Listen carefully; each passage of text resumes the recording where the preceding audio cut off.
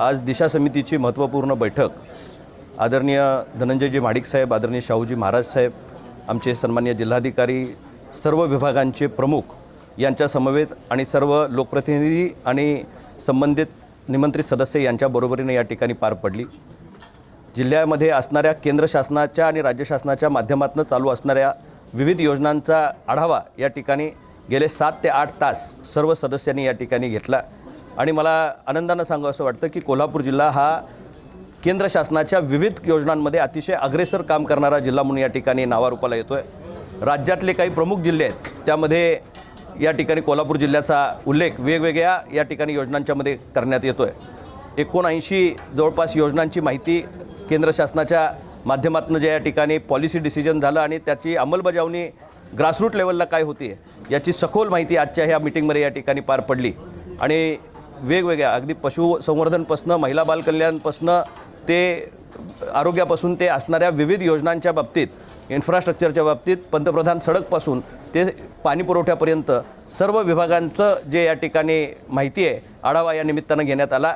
मागच्या मीटिंगचा सुद्धा आढावा यामध्ये या ठिकाणी घेण्यात आला आणि येणाऱ्या काळामध्ये केंद्र शासन आता नवीनच अधिवेशन त्या ठिकाणी सुरू होतं आहे, नेमक्या यांच्या डिमांड्स कुठल्या कुठल्या डिपार्टमेंटच्या काय आहेत याचं सुद्धा आम्ही एक टिप्पण त्या ठिकाणी तिन्ही खासदारांनी या ठिकाणी मागितलेलं आहे, जेणेकरून आम्हाला तिथे पाठपुरावा करतील आणि कोल्हापूर जिल्ह्याच्या विकासाला निश्चितपणे केंद्र शासनाच्या आणि राज्य शासनाच्या माध्यमातून नरेंद्रजी मोदी साहेब यांच्या नेतृत्वाखाली संपूर्ण देशामध्ये गती या ठिकाणी येते। त्यामध्ये कोल्हापूर जिल्ह्याला आणखी गतीनं पुढे नेण्याचं काम करण्यासाठी हे आजची नियोजन बैठकी अत्यंत महत्त्वपूर्ण या ठिकाणी घडली। परफॉर्मन्स ओरिएंटेड काम या ठिकाणी झालं पाहिजे आणि तो परफॉर्मन्स रिपोर्ट पुढच्या मीटिंगमध्ये आम्हाला प्रत्येक डिपार्टमेंट वाईज आम्ही या ठिकाणी मागणी केली की प्रत्येक डिपार्टमेंटला दिलेलं उद्दिष्ट आणि त्या अनुषंगानं त्यांनी केलेला परफॉर्मन्स वर्षाच्या शेवटी न माहिती घेता त्या टप्प्यामध्ये जर या ठिकाणी माहिती आला तर आणखी ॲग्रिवेट आपल्याला ते करता येण्यामध्ये यश येत असतं।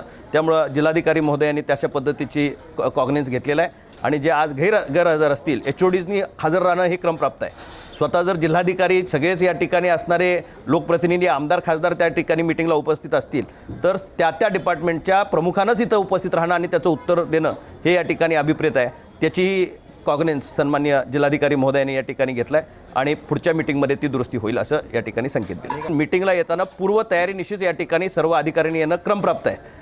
ही मीटिंग हाय पॉवर कमिटी जशी असते त्या पद्धतीची जिल्ह्याच्या केंद्र शासनाचा दुवा म्हणून या ठिकाणी ही कमिटी तयार करत असती। ही स्टॅच्युटरी बॉडी आहे आणि त्यामध्ये त्या लोकांनी अभ्यासपूर्ण आपल्या डिपार्टमेंटचा रिव्ह्यू त्यामध्ये त्या ठिकाणी देणं हे क्रमप्राप्त आहे।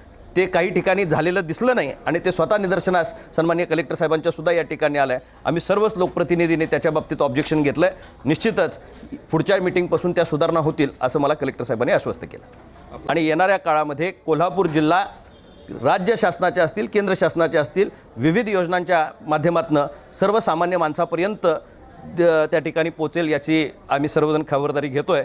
स्वतः प्रधानमंत्र्यांचं या ठिकाणी जे म्हणणं कायमपणे असतं की ढूंढ के लाभार्थी लाव। ज्या योजनेमध्ये या ठिकाणी वेगवेगळ्या गोष्टीचे लाभार्थी असतील ते लाभार्थी केंद्र आणि राज्य शासनाच्या योजनेमध्ये पात्र असताना एकही वंचित राहता कामा नये याची खबरदारी घेण्यासाठी जो मूलमंत्र प्रधानमंत्र्यांनी दिला आहे तोच राज्याचे दोन्ही उपमुख्यमंत्री आणि आदरणीय मुख्यमंत्री हेही पाळत आहेत, तेही रिव्ह्यू या निमित्ताने या ठिकाणी घेत आहेत। लोकसभाचं अधिवेशन चालू होण्याआधी याचा रिव्ह्यू सन्माननीय मुख्यमंत्री त्या ठिकाणी स्वतः घेत असल्यामुळं राज्यातल्या ह्या सगळ्या एजन्सीज अतिशय चांगल्या आणि गतीनं काम करतील।